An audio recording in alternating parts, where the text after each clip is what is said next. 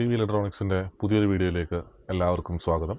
നമ്മളിന്ന് ജസ്റ്റ് പരിചയപ്പെടാൻ പോകുന്നത് മാർക്കറ്റിൽ ഇപ്പോൾ ട്രെൻഡിങ് ആയിട്ടിരിക്കുന്ന ഒരു ക്ലാസ് ഡി ആംപ്ലിഫയർ ആണ്. TB21H എന്ന് പറഞ്ഞിട്ട് വരുന്ന ഒരു ക്ലാസ് ഡി ആംപ്ലിഫയർ ആണ് ജസ്റ്റ് നമ്മൾ പരിചയപ്പെടുന്നത്.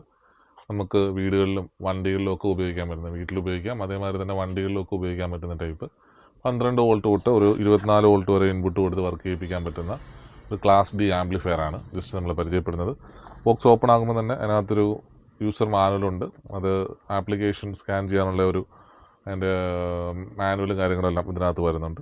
പിന്നെ നമുക്കിത് ജസ്റ്റ് അസംബിൾ ചെയ്യാൻ വേണ്ടിയിട്ട് വരുന്ന ഒരു സ്ക്രൂ സെറ്റ് ഇതിനോടൊപ്പം അവൈലബിൾ ആണ്. പിന്നെ അഡീഷണൽ വരുന്നതിൻ്റെ നോബ്സും എൻ്റെ ഒരു സ്ക്രൂ ഡ്രൈവർ, എൻ്റെ ഒരു DC പിന്നെ കാര്യങ്ങളെല്ലാം ഇതിനോടൊപ്പം തന്നെ ഉണ്ട്. പിന്നീട് നമ്മൾ ജസ്റ്റ് കാണുന്നത് ആംപ്ലിഫയർ ആണ്. ആംപ്ലിഫയർ ജസ്റ്റ് കാണാൻ നല്ല ഭംഗിയുണ്ട്. ക്ലാസ് ഡി ആംപ്ലിഫയർ ആണ്. ഇച്ചിരിയേ ഉള്ളൂ, തീരെ ചെറുതാണ്. പക്ഷേ ഇതിനകത്ത് വരുന്ന ഔട്ട്പുട്ട് എന്ന് പറഞ്ഞാൽ 2 ചാനൽ 50+50 ചാനലും 100 വാട്ട്സ് സബ്വൂഫറുമാണ് ഇതിൻ്റെ ഔട്ട്പുട്ട് വരുന്നത്. ഇതിനകത്ത് ഇൻപുട്ടായിട്ട് നമുക്ക് കൊടുക്കാൻ പറ്റുന്നത് ഒരു USB ഇൻപുട്ട് വരുന്നുണ്ട്, ഓക്സിലറി ഇൻപുട്ട് വരുന്നുണ്ട്, പിന്നെ ബ്ലൂടൂത്തും അവൈലബിൾ ആണ്. ഇതിനകത്ത് പാക്കറ്റിനകത്ത് ഇതിൻ്റെ ഒരു ഷീൽഡ്, അതായത് ഇതിൻ്റെ ഒരു കവറിങ് ഇതിനകത്ത് തന്നെ വരുന്നുണ്ട്. ഇതിന് അസംബിൾ ചെയ്ത് കഴിയുമ്പോൾ ഈ പ്രോഡക്റ്റ് താണ്ട് ഇതേമാതിരിയാവും.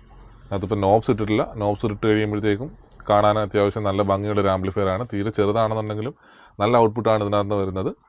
50 വാട്ട്സിൻ്റെ 2 ചാനലും 100 വാട്ട്സിൻ്റെ ഒരു സബ്വൂഫർ ഔട്ടും ഇതിനകത്ത് അവൈലബിൾ ആണ്.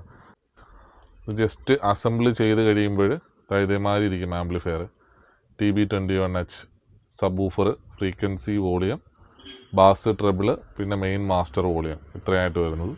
നമുക്കിത് ജസ്റ്റ് ഇതിൻ്റെ ഒരു പവർ കൊടുത്തിട്ടൊന്ന് ചെക്ക് ചെയ്ത് നോക്കാം. അതിനെങ്ങനെ ഇത് വർക്കിംഗ് ചെയ്യുന്നുണ്ടെന്ന് നമുക്കൊന്ന് ചെക്ക് ചെയ്ത് നോക്കാം.